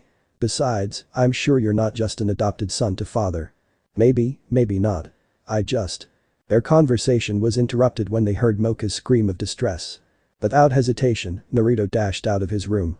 Jauro pulled Moka's silver hair aggressively while the young vampire was screaming in anguish, trying desperately to pry off the elder vampire's firm grip. Kokoa and Kallua were begging their mother to stop the ordeal, but to no avail was their persuasion successful. Jauro was grinning sadistically at Moka's suffering. Stop screaming, little bitch. I did not give you any permission to scream. In a blink of an eye, Naruto was standing beside Jauro and grabbed her wrist. Perceiving a sudden intensification of heat burning her arm, Jauro flinched and retracted her hand. Why you little? The blonde spun around sporadically and knelt beside the whimpering Moka and examined her scalp. Luckily, it wasn't wounded. Jauro raised her hand to hit Naruto, but her action was stopped when she felt a horrifying aura lingering in the atmosphere. The blonde tilted his head sideways and glared vehemently at his stepmother. You can hit me. You can spit on me. You can scold me. I can forgive all of your abuses, however I cannot forgive you if you hurt one of my sisters. Naruto stood up and snapped his attention at the elder vampire. Jauro was perturbed when she saw the blonde's eyes igniting into a pair of azure-colored flames. What are you going to do about it? Enough. Issa emerged from the darkness and frowned displeasingly at Jauro. What is the meaning of this? Issa. Your children are a bunch of monsters. I only tried to be nice, but I have seen everything, Jauro. Issa closed his eyes to ease his migraine. If you hurt my children one more time, I will not hesitate to end your life. Do I make myself clear? But they are. Do I make myself clear, Jauro? Jauro huffed and spun around before storming out of the living room. Naruto sighed before carrying Moka to her room. In the nexus of his trip, the blonde was humming a soporific tune, and eventually, Moka fell asleep in her brother's warm cradle. Issa exhaled a tired breath as he noticed how close his daughters were to Naruto. Kokoa and Kallua remained in the living room as they were chattering amongst themselves, while Akua took the opportunity to follow Naruto. Issa just couldn't imagine what his family would be like if Naruto wasn't around. Tucking Moka into her bed, Naruto planted a kiss on her forehead before pulling her blanket to her shoulder. Sleep well, Moka-chan. Ani-sama, Moka mumbled in her sleep. I love you. Naruto smiled and caressed her cheeks. I love you too. The blonde spun around and made his way to the door, only to see Akua leaning against the doorway. The elder sister of the siblings grinned. A softie, huh? Unexpectedly, Naruto swept Akua off her feet and hoisted her up in a bridal-style fashion. It's time for bed for you too. I can walk, you know. Akua traced circles on Naruto's chest teasingly with her slender finger. But you might run away. Girls at your age need more beauty sleep. Naruto grinned and strolled towards his sister's room. Opening the door with his leg adroitly, the blonde walked into Akua's bedroom and gently dropped her in her bed. Good night. Akua grabbed a handful of cloth from Naruto's sleeves, effectively stopping the blonde's mobility. Would you sing a lullaby for me, Narunai? Naruto smiled benignly at his sister and pondered. A lullaby, huh?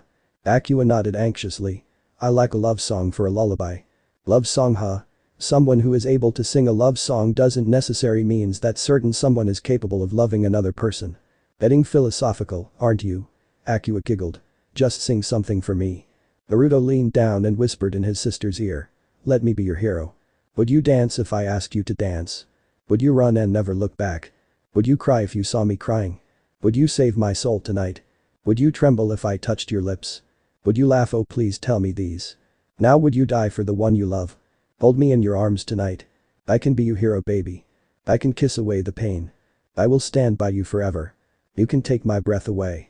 Would you swear that you'll always be mine? Would you lie? Would you run away? Am I in too deep? Have I lost my mind? I don't care, you're here tonight. I can be your hero, baby. I can kiss away the pain. I will stand by you forever. You can take my breath away. I just want to hold you. I just want to hold you, oh yeah. Am I in too deep? Have I lost my mind? Well, I don't care, you're here, tonic. Naruto blinked when he heard Akua's soft snores. The blonde smiled in serenity before kissing his sister's cheeks and whispered soothingly into her ear. Good night. Next day early morning. Stashed behind Naruto's back were twin blades, with identical appearance, secured in X fashion. The blonde was facing his father in the training ground that existed in an alternative dimension created by the vampire lord. Naruto scanned his vicinity vigilantly and arched a perplexed brow at Issa. I get the whole training in a wide field, but why a forest? Because it just is. Issa growled in annoyance and spotted the katana strapped on his son's back. What's with the sword? Oh. These. Naruto unsheathed one of his blades. It had a dark hilt with a crimson guard that resembled an emblem of a soaring phoenix and a well-polished silver blade. Glancing through his reflection from the blade, the blonde grinned. Mom's birthday present. Never get to use them. Figured I should appreciate her love and master it. Do you know how to wield a blade, boy? Naruto simply grinned before swinging his blade upwards, unleashing a scorching torrent of flames at his father in the process. Issa glared at the incoming assault and miraculously, the wildfire dispersed into harmless smokes. Impressive. I see you've been practicing a lot with the sword lately. You've managed to conjoin your fire with the sword and become one with your weapon. The fact that your fire is able to work in harmony with the blade and not destroy it is counted as a remarkable feat. That's not all. The blonde charged forward while letting out a ferocious war cry before leaping to the air. Issa stared insouciantly at his son, who was performing acrobatic flips in the air. Naruto brought his blazing blade down at his father. To his dismay, an invisible force repelled him away from his father. Naruto regained his bearings and managed to subdue the force by shifting his momentum with adroit skills, leading to his capability of standing onto the dirt from his fall. Issa applauded. Astonishing. But not enough to take me down yet. Naruto blew off a golden fringe from his face and growled. We'll see about that. Unsheathing both blades, Naruto vanished into a static blur and reanimated his form behind Issa. Got you now. Not yet. Issa snapped his fingers and his son was blown away before crashing at a nearby tree. You're still 1,000 years too early to ambush me. Allow me to educate you what true power is. Expanding his fingers and showcasing his palm, a sword materialized into Issa's grip. It had a plain design with a purple hilt, a circular guard with ancient language encrypted onto it, and a blade that was lengthened in an astounding magnitude. This is nameless. I have slaughtered thousands of demon lives with this sword. It has no name because it requires none. Only someone who has extraordinary willpower can wield this blade without succumbing to its tainted soul. Naruto widened his eyes in shock. You mean that sword is sentient? That's right. Issa pointed a finger at the dual blades in Naruto's grasp and smirked. Those blades once belonged to Akasha. The reason why you can augment its power is simply because that blade's fundamental element is that of the flames. Like Nameless, those blades have a name as well. The blonde was taken aback by his father's speech as he studied his blade. I didn't know they have a name. Its name is erased when Akasha entrusted them to you. Issa smiled. You have to find their new name yourself. Now then, shall we begin? Without hesitation, Issa recklessly attempted a slash at Naruto. The blonde evaded the attack with ease, but he was horrified at the dramatic aftermath. The forest was cleaved into half, leading devastating earthquakes to occur. Oh, I overdid it a bit there. The vampire elder shrugged nonchalantly and grinned. The fun has only just started. Naruto gulped fearfully as he braced himself for an imminent clash against a superior foe. Allow me to show you what hell on earth means. I don't allow you to do that. Naruto chuckled nervously. Issa tapped his chin in consideration before shattering his son's hope. No. Breakfast was made by Akua that morning. The family was surprised that the eldest sister of the siblings was a great cook whose domestic skills were on par with Naruto. When their brother entered the kitchen, the sisters were petrified by the bruises and wounds inflicted on his body. Moka and Kokoa ran towards their brother and cried. Ani-sama. What happened? You look like you got hit by a truck and survived. Yeah? Naruto chuckled. Well, I've been through 10 times worse than that. I think I can handle it. Akua scrutinized the cuts on her brother's body and furrowed her brows. Did you just get cut by a sword? Specifically, Dad's sword. The blonde blew off a golden bang from his features and sighed. You should see that mountain he sliced up into half during training. It scares the living daylight out of me when he does that. Akua arched a curious brow. Is father that powerful? Oh, you better believe it. Naruto shuddered as a terrifying flashback struck him. Let's just say the 5 of us are sitting ducks to him. Well, we're sitting ducks to him one way or another. Wow, father must have been taking your training way too seriously. Kokoa snickered. Well, if I want to protect the four of you, that's the only way. Naruto smiled before limping back to his bedroom. His sisters simply giggled at their brother's affection. Call me when dinner's ready. I did not give this dog the permission to live in my husband's mansion. Jauro shrieked angrily at the butler. Kill it. But madam. Moka-sama and. Do I care what that abomination thinks? Dispose of the filthy dog or else. Issa was taking a quiet stroll in his garden when he spotted a commotion at the front gate of his manor. The vampire lord sighed and ambled tiredly towards his wife. Jauro, what's the matter? Issa? You must talk some sense to the butler. This dog is unworthy to be. Max is part of the family. Issa was stoic. Besides, the girls love him. But. You're only here for a week, Jauro. The vampire lord interrupted his wife. Stop stirring trouble anymore. Jauro folded her arms and huffed with arrogance. Then why am I not informed that there is a dog living in our mansion? Firstly, you never call her right to me. Issa sighed. Secondly, you rarely live with me. I don't see the point in telling you about Max's existence. Thirdly, this is my mansion. Whether the dog lives here or not, it doesn't hold any importance to you whatsoever. What are you talking about? Jauro clutched her chest dramatically at Issa's words. You sound like I don't even stand any value in your heart. The vampire elder was about to retort, but he was interrupted by the presences of other vampires. Issa arched a tranquil brow at the intruders, noticed the dark uniforms the vampires were wearing, and rolled his eyes with annoyance. What does the vampire council wants with me? Issa Shuzen, former Dark Lord and Emperor of all vampires, you are hereby arrested for providing sanctuary to the Demon King, Kyubi no Yoko. Naruto Shuzen, reincarnation of the Demon King, is hereby arrested for being an unofficial resident of the Shuzen household. The vampires spoke monotonously before bowing politely at their lord. The creed is absolute. Please come with us quietly and hand over the seat of the Demon King. Nobody noticed the wicked grin of victory tugging at Jairo's lips. I beg your pardon. Issa frowned as he crossed his arms.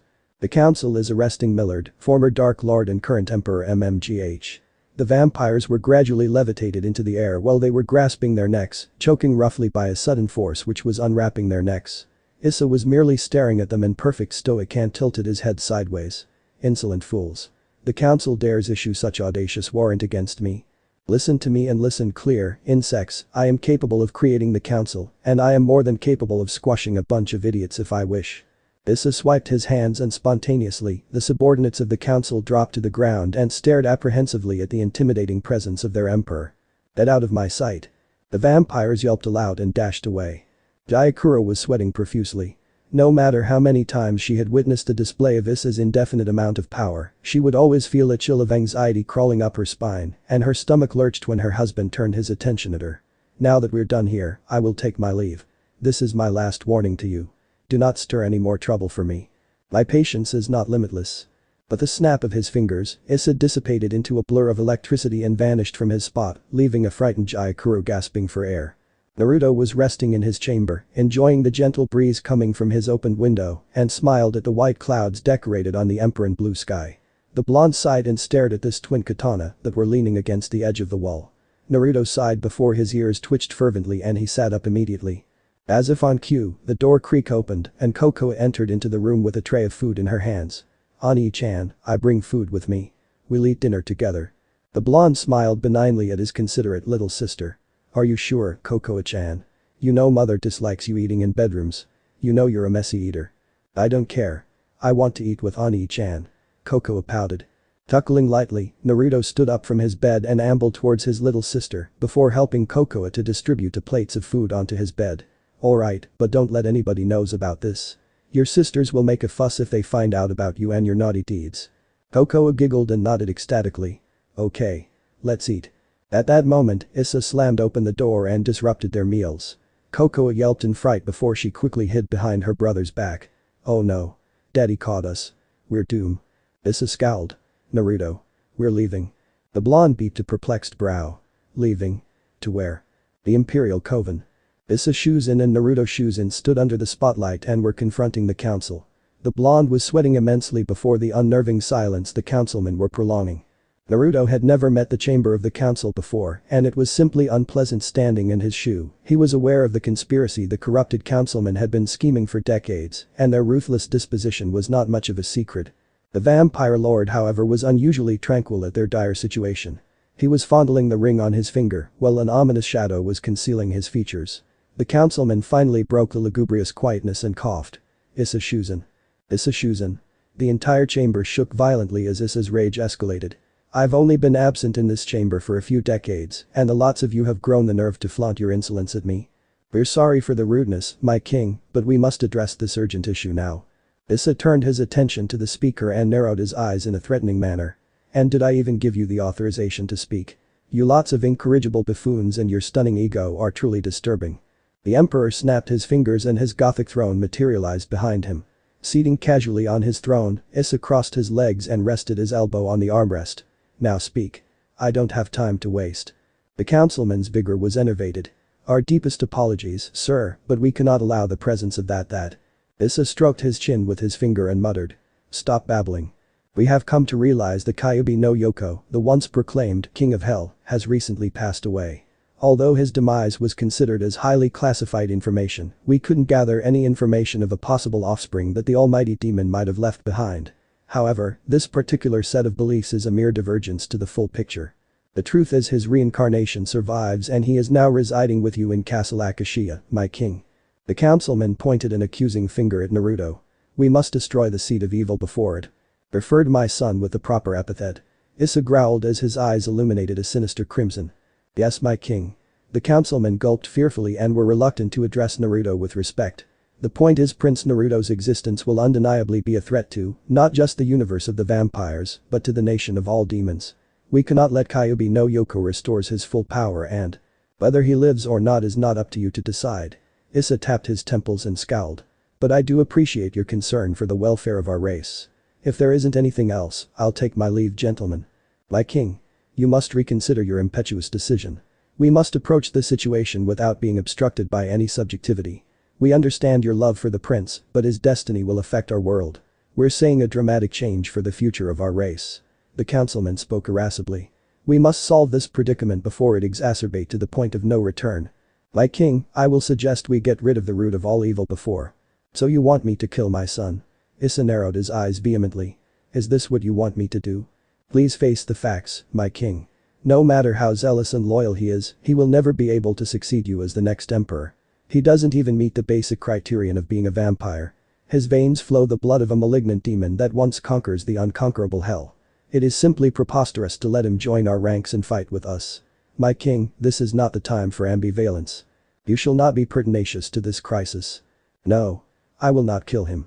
But, my king. Silence. Issa bellowed and the entire chamber fell into a dead quiet. Who's the emperor in this chamber? Who's the one who made all of you what you are today? Who's the one who unite the entire vampires as one civilized force? Me. I am the king here. My decision is final. The next one who defies me, I will rip your organs out, crush your skull, take your contemptible soul and throw it into the pits of hell. The councilmen were shrinking in consternation at the rage of their emperor. They knew the livid vampire lord was more than capable of eradicating them, and they knew better than to force the king to exemplify his words. Issa regained his composure and stood up gracefully from his seat. Now, is there anybody who would like to object to my decision? Nobody dared to respond. Anyone? The silence was unsettling. If that's the case, I'll take my leave. Good day. Jauro grinned maliciously at the shivering cornered Moka who had nowhere to go. What are you going to do with me? What am I going to do with you? I didn't even give you the permission to speak and you dare question me with your absurdity. The vampire elder snickered as she couldn't relinquish her urge to control her temptation. I'm going to. Hands off my daughter, Jauro. Akasha stormed into the commotion and stood protectively in front of her daughter. Rolling her eyes with annoyance, Jauro placed a hand on her hips and pointed a finger at the quavering Moka. Ask that cheeky little monster of yours. She dares pour lemonade in my brand new Gucci bag. She deserves to be punished. Akasha gasped before she laid a furious pair of glares upon Moka.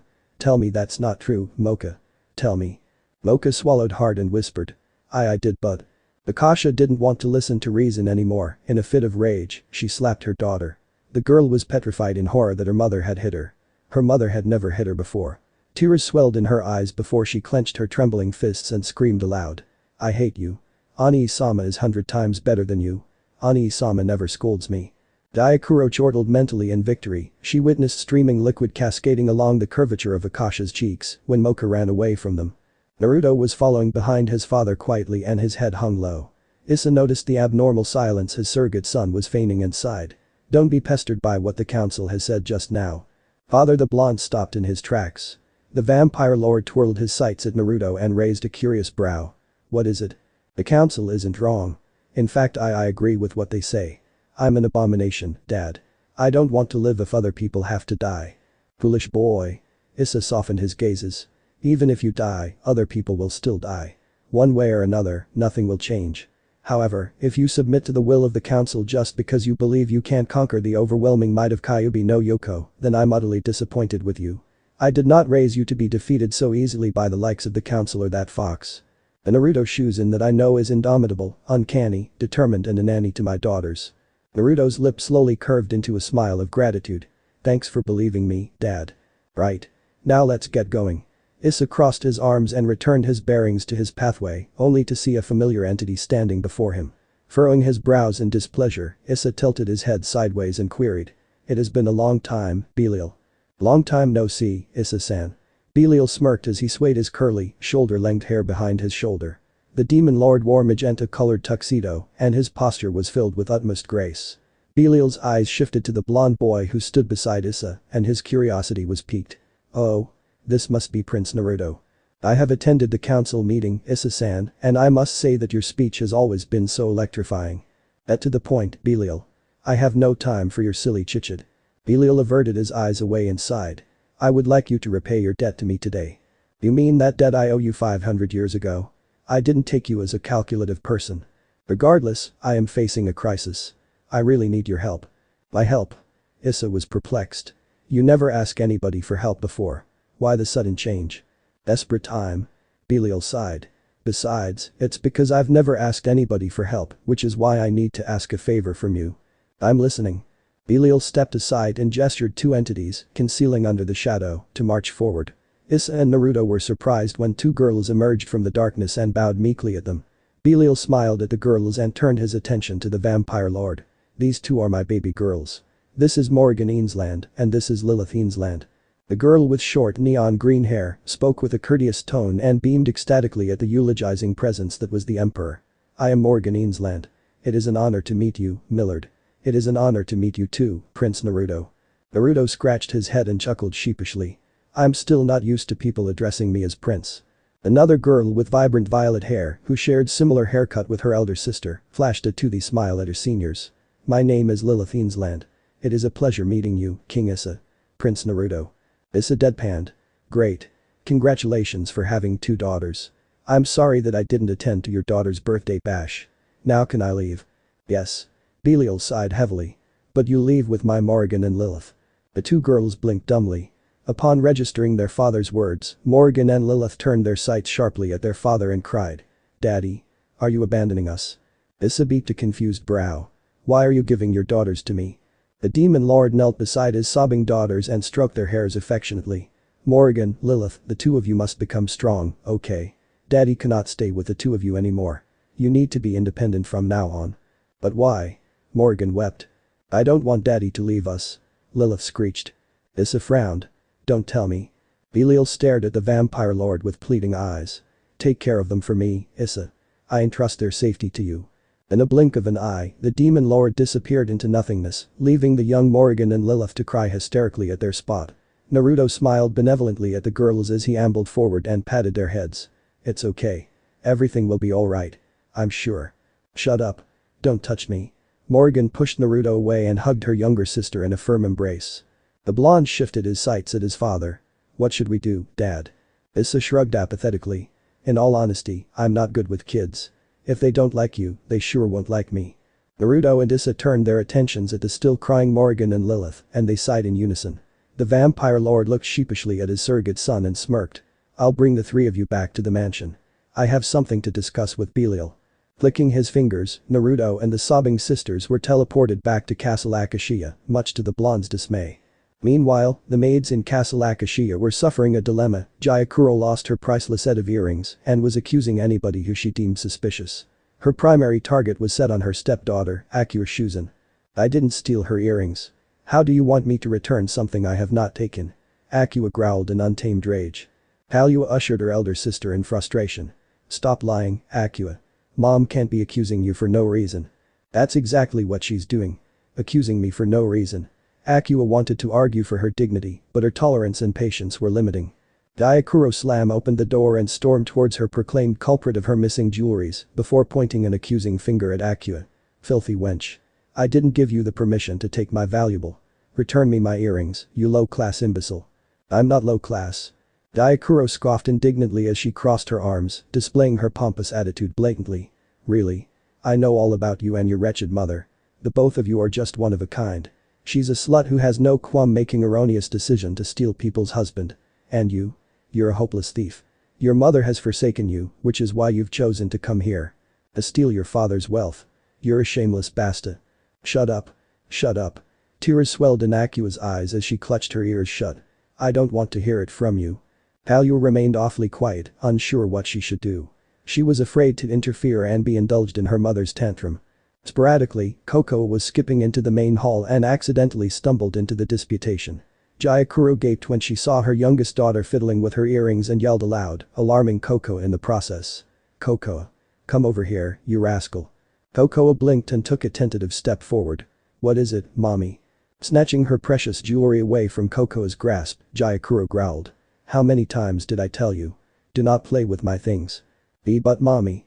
Akua was seething with rage, her cackles for bloodshed was about to erupt as she bellowed furiously. Look. Kokoa is the one who took your stupid earrings. Not me. The eldest sister of the sisters grunted in anger, she was accused for thievery and was condemned due to her mother's status. She detested her narcissistic egotistic stepmother and only wished that her brother could return to her immediately. In all honesty, Akua was belittled since the death of her mother. They called her names, disparaged her lineage and denounced her pride, but she tolerated it all. She had suffered sorrowful, lonely nights, crying all by herself to sleep. Clenching her fist tightly, Akua ran away, her tears had supposedly dried up years ago. Akua simply stood there and sighed heavily. Nai-chan, please return to us. This family needs you. Naruto, Morrigan and Lilith were zapped to the entrance of Castle Akashiya. The girls were frightened by the foreign surrounding, and Naruto merely grunted incoherently. Dad is such a prick. He never even tells me anything and he forcefully brings me back here. When he switched his attention to the sobbing girls, the blonde softened his gazes and sighed lightly. Approaching the girls cautiously, Naruto reached out her hand to Lilith, but her elder sister slapped the hand of Mansuetude away. Don't touch my sister, you pervert. Me? Pervert. Naruto stared at the green-haired girl incredulously before he dropped his head in defeat. In their current states, it was understandable that Morrigan would inevitably become extremely protectively over her younger sister. Whatever. Since Dad has already made his decision, there is nothing much I can do. I'm gonna escort the both of you to your rooms and… I sleep with One-chan. I can't sleep without One-chan. Lilith protested. Oh okay. Naruto beamed cheerfully, trying his earnest to invigorate the doleful atmosphere. Come on. Follow me. I'll bring you to your harem. The blonde led the way and purposely evaded the possibly route to Gyakuro's chamber during their journey. The last thing he needed was a wrathful, unreasonable vampire screaming her umbrage at him. He didn't want a migraine. When they reached the end of seemingly endless steps of a hallway, Naruto stopped in his tracks and twisted his sights at the girls. They froze uneasily when they met the pair of serene blue eyes staring with enthusiasm at them. This room is located at the far end of this corridor. The maids rarely come here unless they're dusting this place. In other words, nobody will disturb you. Or just get comfy with this place. Treat it as your home. If you need anything else just tell me. Naruto handed a pair of keys to the girls and bowed politely. Please don't leave the room. I need to settle something with my family. Just go in. I'll bring dinner to you. The girls opened the door to their room hastily before rushing into it. Naruto sighed and ambled away. I know the layout of this place far too well. This is a guest room and this place is quite far away from mother's rooms. That means the chances of Lady Gyakuro coming here is slim to none. That will guarantee the girls' safeties for now. The moment Naruto stepped into the living room, he detested the unpleasantness of the room. Akua was seating on the rug, staring lifelessly at a photo album, flipping pages occasionally. There was no trace of Moka, Kokoa or Akua. It was too quiet. Naruto quietly sat behind Akua and patted his sister's shoulder abruptly. Unexpectedly, his usual jumpy sister was surprisingly calm. Akua merely looked at her brother in poignant sadness before she flipped through a few pages of her photo album. Naruto raised a brow. What's wrong, Akua-chan? You look down today. So who's messing with my precious Akua-chan? It's not that. Akua pouted. Nobody is bullying me. Well, not when my elder brother happens to be the living reincarnation of the demonic fox of hell, no. Naruto chuckled and scratched his head in modesty. So what is making my Kallua-chan upset? Kallua sighed once again. Nai-chan, will you promise me one thing? What is it? The blonde raised a brow. What's with the tension? The anguish is getting palpable. Please don't leave me, tears liquefied in Kallua's pair of emerald-colored eyes before she spun around abruptly and hugged her brother. This family needs you. I need you. Blinking quizzically at the awkward scene before him, Naruto patted his sister's back, trying to soothe Kallua's sorrow. Okay, calm down, Kallua-chan. Just tell me what's going on. This morning Kallua hiccuped and wiped her tears from her reddened cheeks. My mother makes Moka-chan cry. What? Naruto yelled. But why? I don't know, and then earlier afternoon, I saw Wani-chan arguing with my mother. And then Akasha Sama locks herself in her bedroom. This family is crumbling before my eyes, and there is nothing I can do to. Alright, don't talk anymore. Naruto kissed his sister's forehead gently. I'll go check on Moka-chan and Akua-chan. Here, I'll bring you to your bedroom. Hoisting Kallua in a bridal fashion, the blonde strolled to his sister's bedroom with a still sobbing blonde vampire in his hands. In times of his precious sister's distress, Naruto didn't notice a certain green-haired succubus spying on him behind a wall. Moka was forcing herself to sleep, reminiscence of the depressive morning made her stomach lurched. Tossing and turning in her bed, she was still unable to fall into a possible blissful oblivion. Moka just couldn't find the whole notion of her kind, loving mother, hitting her harshly plausible. The perturbing anger in Akasha's eyes had frightened the silver-haired vampire deeply. It was then her thoughts of utter disarray were disrupted by a sudden knock from her door. Leave me alone. It's me. Naruto's voice reached to the moody vampire. Just leave me alone. Her soft tone was filled with uncertainty. The blonde sighed and opened the door slowly. You know I'm worried about you. Kallua-chan told me that you skipped lunch and dinner. It's not healthy, you know. Moka clutched her bedsheet tightly. Naruto smirked deviously and snaked his route to his sister's bed quietly. Seating gently on Moka's bedside, Naruto whispered soothingly. Moka-chan, if you're suffering malnutrition, it will pain me. Besides, I know what happened between you and mother. Abruptly, Moka sat up and stared at Naruto with wet eyes. I didn't do it on purpose, I swear. It was an accident. I was just walking to the kitchen 'cause I was thirsty, and then I saw lemonade, and I like lemonade, so I want to drink it, and I didn't notice. Whoa. Calm down. Naruto smiled angelically and somewhat, his look of tranquility calmed Moka. Just explain it slowly. The young vampire inhaled a deep breath and elaborated. This morning, I went to the kitchen to get something to drink because I'm thirsty.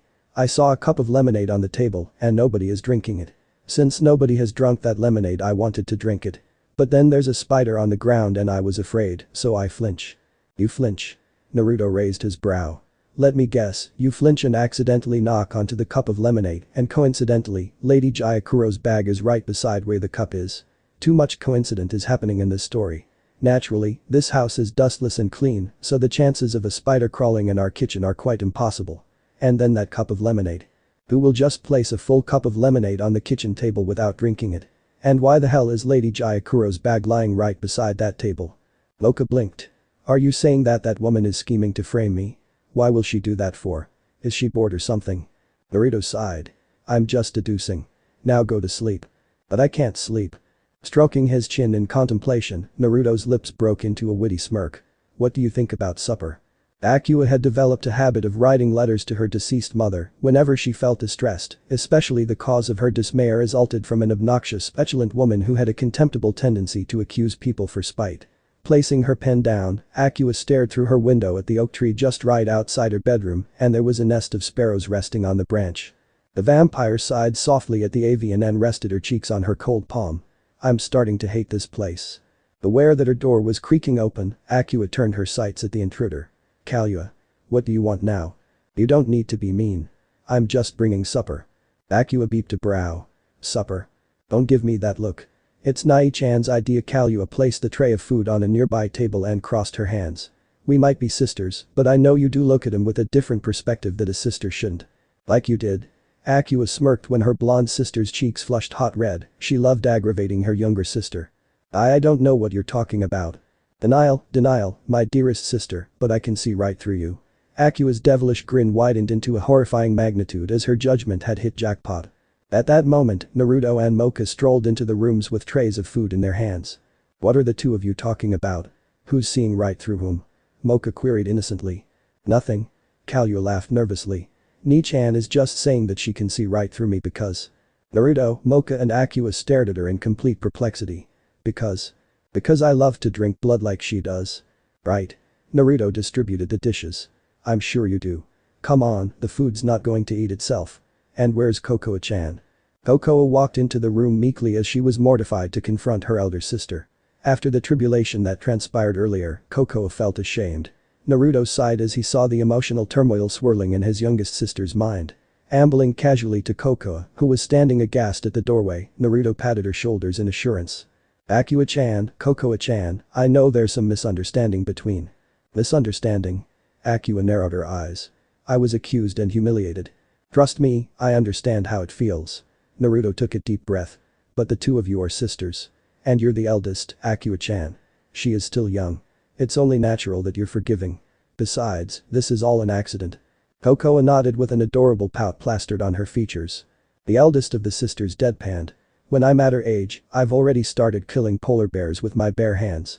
Naruto and his sisters were startled and the blonde pondered momentarily before he questioned further. How did you find polar bears to kill? Akua shrugged nonchalantly. I was bored so I went to the North Pole for some sightseeing. The polar bears thought I was tasty so I proved them otherwise. I really want to befriend them though. I see the blonde sighed. But that doesn't mean you can't forgive Kokoa-chan. She's innocent. You know Lady Jauro is feisty. Bitchy. Akua corrected. Naruto knelt beside Akua and held her hands, much to Kalua's vexation. It is only serendipity that allows us to be siblings. We have to cherish this moment. As an eldest sister, you have to be forgiving. Kokoa rushed to Akua's side and grasped her arm. One-sama, please don't be mad at me. Akua's heart melted when she witnessed her youngest sister's cute blinking and sighed. I'm not mad at you. I'm just mad at your mother. She's a total bitch. Naruto coughed aloud. Akua rolled her eyes disapprovingly. I'm not taking that back. She's really nice if you get to know her. Kalua said and everybody stared at her in bafflement. Really? Moka blurted out in exasperation. No. The blonde vampire sighed softly. Just trying to make conversation. She's my mother after all. Alright, let's put it as that. Naruto smirked and handed the cutleries to his sisters. Before we eat, I have to make some formal introduction for our new guests. The four sisters blinked quizzically at their brother. The blonde folded his arms and raised his volume. The two of you can come in now. I know you're outside. Shifting gazes at the door, the four sisters waited patiently as two girls stepped into Akua's bedroom timidly. Naruto saw their hesitations and smiled. Relax, they're not going to hurt you. Nai-chan. Kalua's scrutiny was fixated at the green-haired girl. If her judgment hadn't failed her, Akua and the mysterious guest could be potential rivals in the future. Who are they? Dad's friend, for unexplained reasons, wants his daughters to live with us. Whether they're crashing here temporarily or permanently, it's not up to me to decide. For now, we're family living under one roof. So let us all be friends, okay? Kokoa flashed an excited grin at Naruto when she saw Lilith. Ani-chan.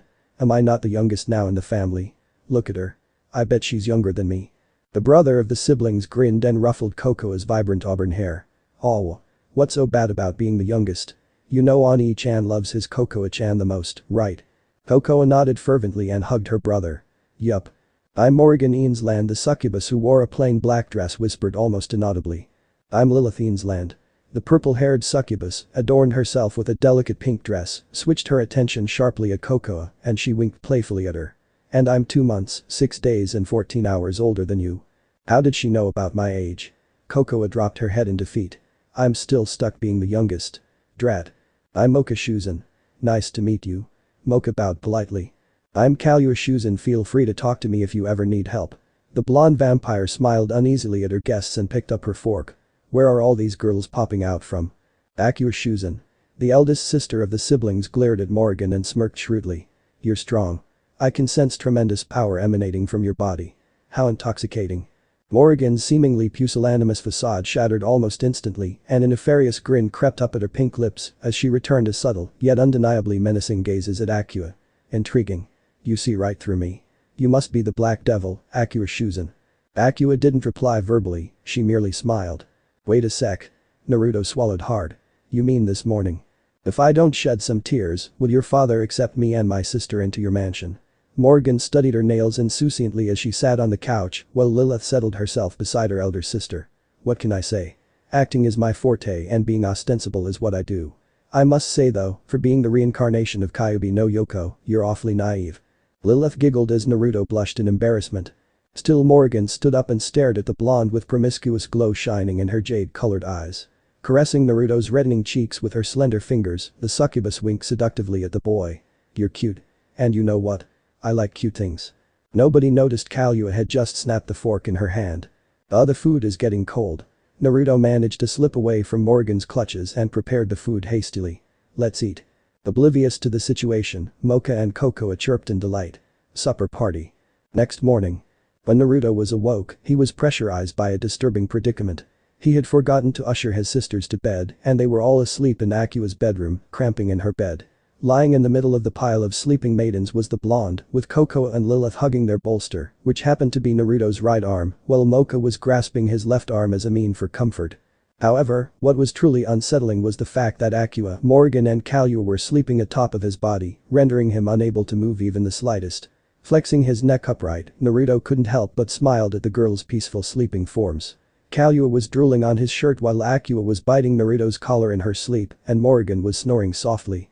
Unnervingly, the three girls' lips were at close proximity to his and he could feel the heat from their breath. Note to self. No more supper party.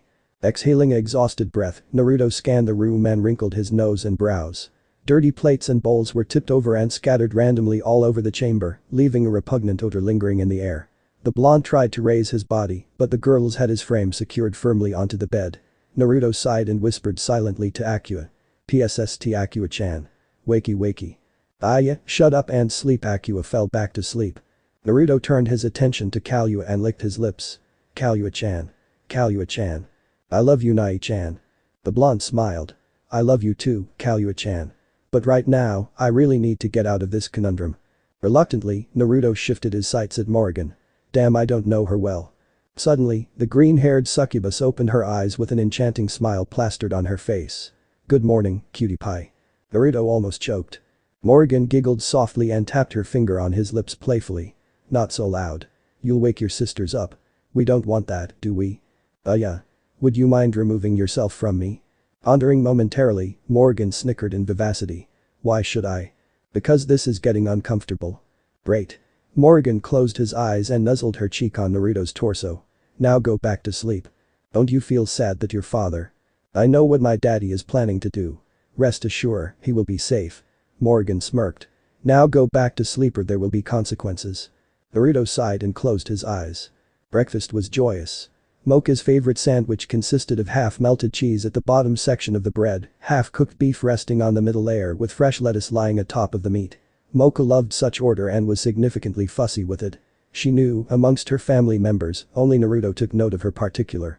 Taking a small bite on the edge of her sandwich, Moka smiled happily. Kokoa simply dug her spoon into her bowl of chocolate-flavored cornflakes. Unbeknownst to others, Kokoa favored goat milk than ordinary milk. She bet her mother knew nothing about that. Due to typical and sometimes disastrous clumsiness, Naruto had banned Kalua for indulging into culinary arts. However, she enjoyed pancakes for breakfast and preferred each crepe to be lightly cooked with vague spots of brownness on it.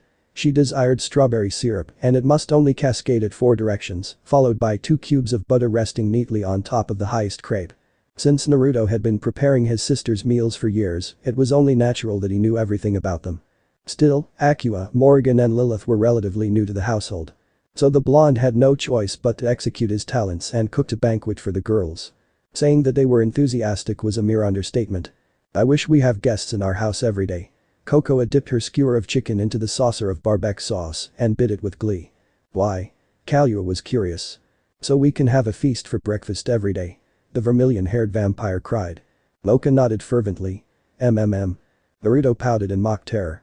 "And I'll be tired as hell, you two devils." Moka and Kokoa giggled. "So, what do the three of you like?" Akua smiled courteously. Yeah, I'm not picky. I'm a survivor. I've already used to eating anything. But I do have a sweet tooth." Naruto grinned in understanding. "Got it. What about you, Mori-chan?"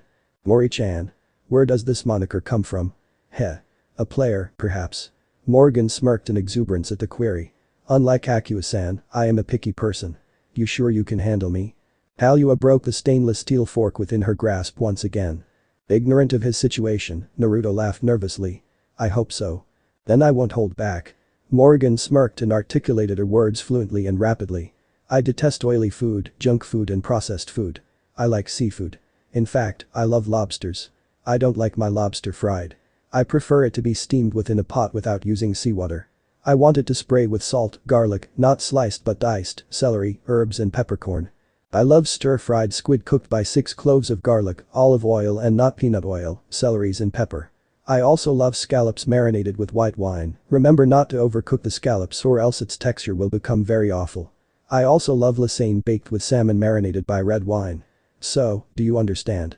Everybody was startled and nobody could register the succubus's words, except a grinning Naruto. He stood up, placed his hands behind his back before reciting everything. Let's see, you love lobster, squid, scallops, salmons and technically, everything about seafood. You despise oily, junk and processed food. You love your lobsters steam in a pot, not fried. The lobster must not soak with seawater. The ingredients for the dish are salt, diced garlic, celery, herbs and peppercorn. Squid should be stirred fried and cooked with 6 cloves of garlic, olive oil, celery and pepper. Scallops should be marinated with white wine. You didn't state how you would like it to be cooked, but I guess the suggestion is steam. Lasagne should be baked with marinated salmon, and the sauce is red wine. Am I not right? Morgan paused for a while in shock before she clapped softly, clearly impressed. Wow.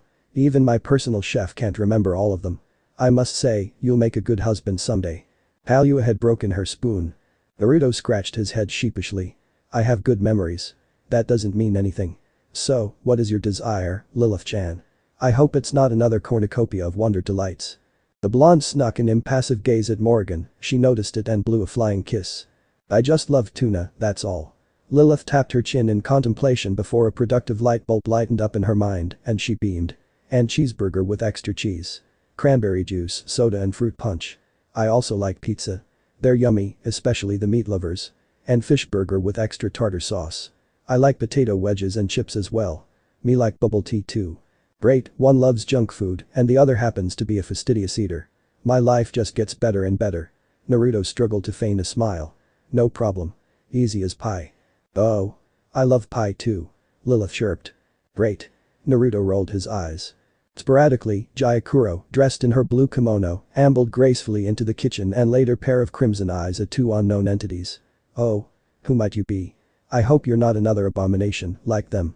The orange-haired vampire elder sneered as she shot nasty glares at a solemn Naruto, a vexing Moka and an annoyed Akua. Good morning, mother. Kokoa muttered, her eyes were downcast. Good morning, mother. Kalua smiled warily. Good morning, Satan. Akua smirked impishly. Jauro kept an impassive feature and sat beside Morgan. So, who are you? The daughter of the demon lord who once humiliated you in Belial's 700th annual grand ceremony. Morgan flipped her hair back away from her shoulder. The name's Morgan Eansland, crown princess of the 4th hell. And I'm Lilith Eansland. Jauro stood up, clearly disgusted by her discovery. So it's you, you illegitimate child of that pathetic demon. Moron. Morgan smirked triumphantly and waved a finger provokingly at the elder vampire. My sister and I are adopted. And if my father is pathetic, then you're 10 times worse than him. After all, he isn't king for nothing. Naruto gulped. This ain't going well. You. Me what? Morgan's devilish smirk widened by folds. Getting all angry 'cause of Lil of me? Your pride sure sinks a new low, Jauro-chan.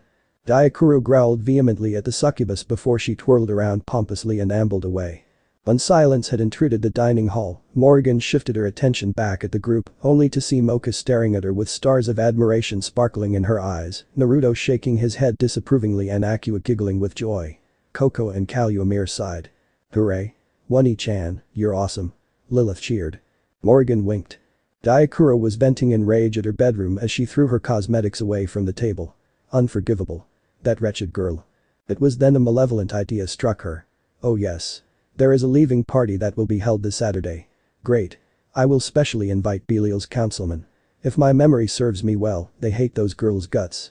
Grinning in delight, the vampire elder picked up her phone. So this part ends here. Alright, that's it for today's video guys. Let me know in the comments section how was the story and also don't forget to like, share and subscribe. I will meet you in another video. Bye bye.